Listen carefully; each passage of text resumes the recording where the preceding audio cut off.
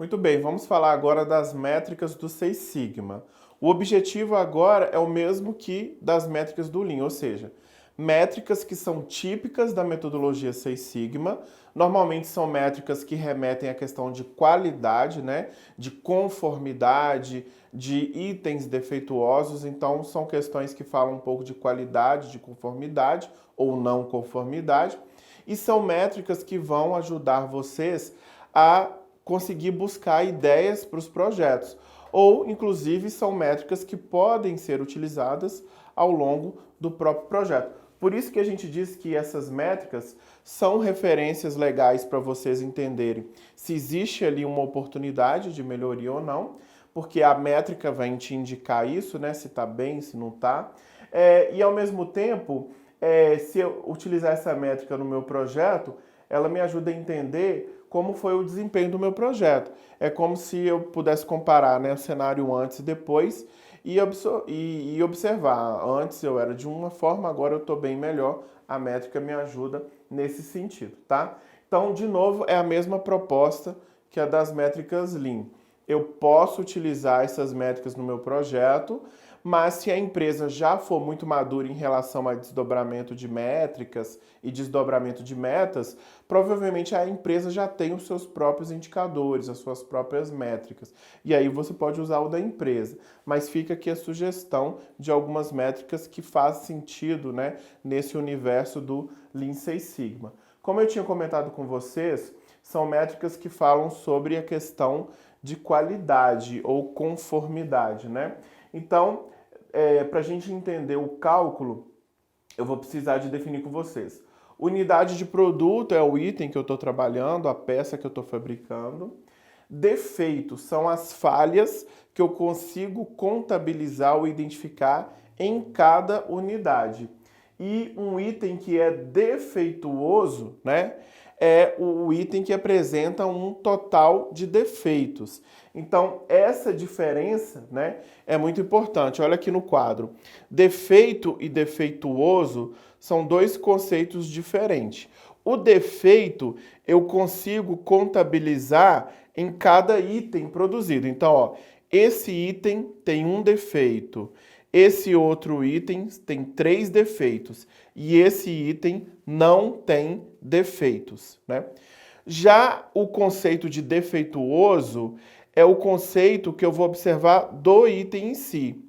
O item que tem um ou mais defeitos, ele é defeituoso.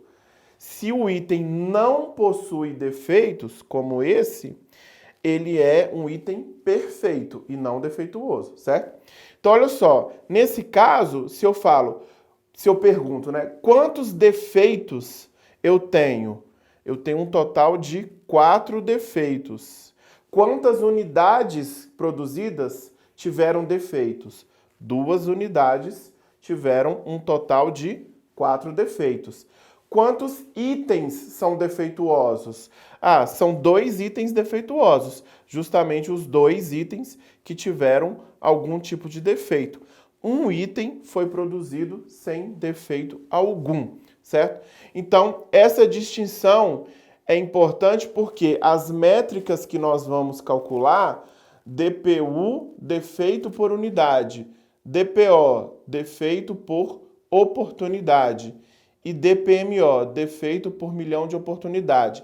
As 3 métricas trabalham com o conceito de defeito, para a gente não fazer essa confusão, tá bom? Então, nós vamos calcular essas 3 métricas. Aqui eu vou trazer novamente aquela questão do nível sigma.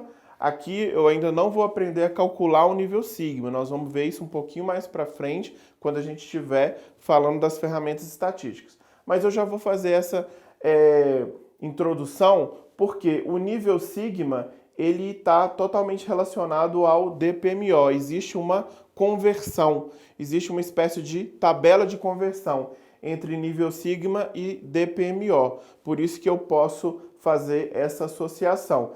Mas ainda não vamos aprender a calcular nível sigma agora. Só DPU, DPO e DPMO, ok? Vamos lá. Para a gente poder aprender, eu vou buscar 2 exemplos, tá? Começando por um exemplo de indústria, uma cervejaria. Essa cervejaria produz cervejas do tipo Pilsen, que é um produto com um sabor mais leve, de cor clara e baixo teor alcoólico. Aqui eu tenho uma especificação desse teor alcoólico. É o tipo de cerveja mais consumido no Brasil.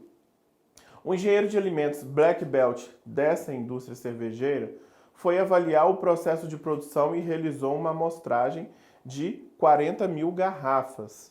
E ele, nessa amostragem de 40 mil garrafas, ele observou que 900 garrafas apresentavam 1.500 defeitos e de pelo menos um dos parâmetros de qualidade que ele avaliou.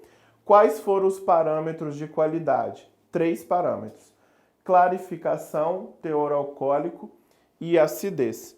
Vejam então que das 40 mil garrafas, 900 garrafas são defeituosas, itens defeituosos, 900. E quantos defeitos foram observados no total? 1.500 defeitos. O defeito, ele foi observado, foi contabilizado de que forma? Toda vez que o índice de clarificação veio fora do especificado, é um defeito. Toda vez que o teor alcoólico veio fora do especificado, é um defeito. Toda vez que o índice de acidez veio fora do especificado, é outro defeito. Então, eu quero calcular aqui DPU, DPO e DPMO. Então, esse cálculo vai ser feito dessa forma: DPU, quantidade de defeitos pelo total de unidades que apresentaram defeitos. DPO, quantidade de defeitos versus oportunidades. Oportunidades são, no caso, aqueles 3 índices que foram observados, versus a quantidade de unidade. E DPMO é o DPO vezes 1 milhão.